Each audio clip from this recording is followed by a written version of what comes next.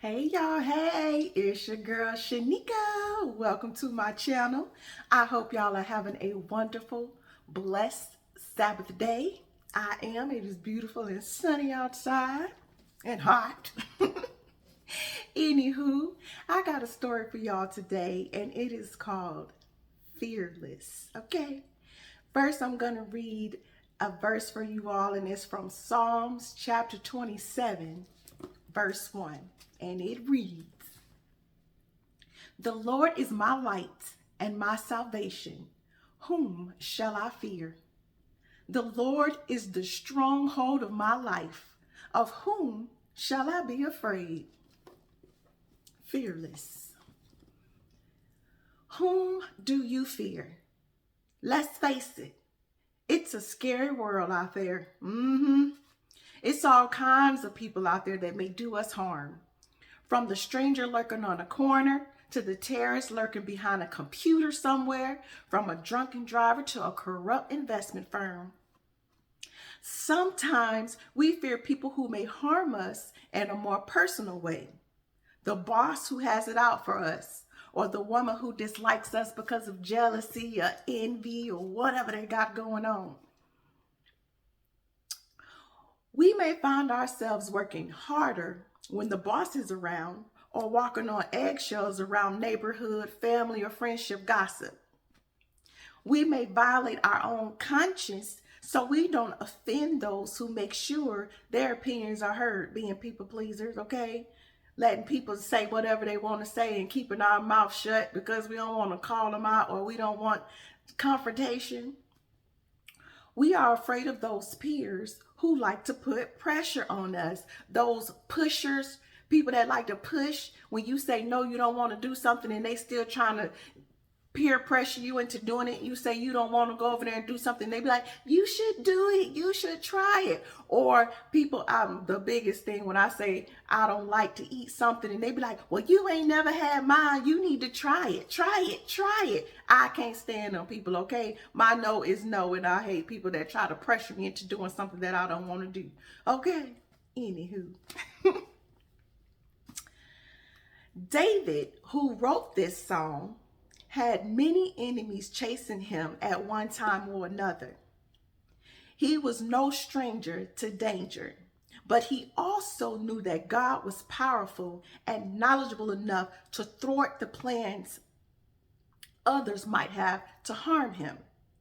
He knew that God could intervene on his behalf. He knew that God had plans for him. He knew that God had his best interest at heart. So in this ringing statement of trust, he put his fate in the hands of God, who will be his stronghold. And that's in Psalm 27, verse 1. We can learn from David one key to facing our fears. David escaped the pressure of fear and warfare by retreating into God's holy presence in the tabernacle. He proclaimed, I will sing and make music to the Lord, and that's in verse 6.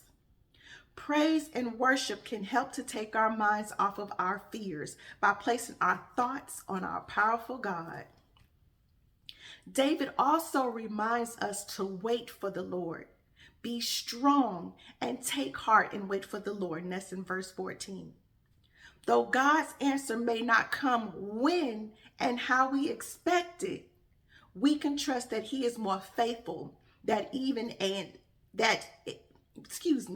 we can trust that he is more faithful than even a parent. Even if our boss fires us, our best friend or family member or whoever gossips behind our back, or our retirement fund is drained, God will surround us with his love. In spite of anything that can happen, God will be there for us. Ultimately, ultimately, we who trust in him find safety for our souls. Since that is the case, whom on earth should we fear? Y'all, I keep reading this Psalms, they're like, we don't fear man. What can they do? What can man do to us? Like, for real. For real, what can man do to us when we got God on our side? I am so serious. So serious. All the fears that I had of, what if I leave? What if I take that job? What if I do this? What if I do that? I'm afraid because of this or that or that. Y'all, when I surrendered my life to God, all that fear went out the window. Even with bugs, okay? It's been creep bugs creeping around the house or outside. Now I'll go get my broom. I'm like, I do not have fear anymore. I really don't. And it's amazing, okay? A reflection question I have for you. Whom do you fear and why? I know we'll sit here and say, I ain't scared. I ain't scared of nobody.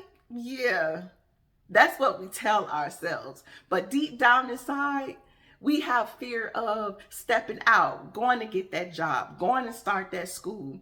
It's not just people. We're afraid to take a leap of faith, leave our hometown, leave the job and go do something new. We have our fears inside of us, okay? We do. You just have to look in the mirror and take accountability and own up to your fears and take it to our Father so he can show you how to not have that fear anymore. The only one you should fear is God, okay? And when you fear him, he will move all the other fears out of your way, okay? Because he got you covered. Second reflection question. How has God shielded you when you have been in a frightening situation? And 3, how do you reconcile this psalm and its implications with the realization that some faithful people do come to physical harm?